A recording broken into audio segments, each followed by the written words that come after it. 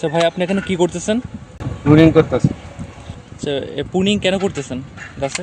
Tuning করতেছি গাছের সৌন্দর্য বৃদ্ধি করার জন্য। পুনিং করলে কি গাছের কাঠামো ঠিক থাকে? হ্যাঁ হ্যাঁ, অবশ্যই ঠিক।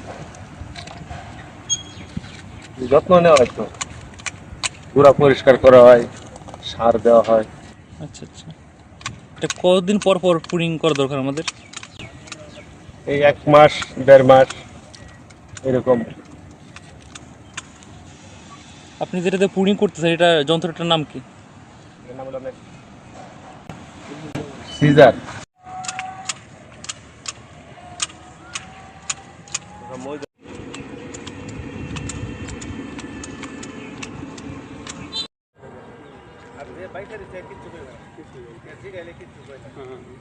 এরকম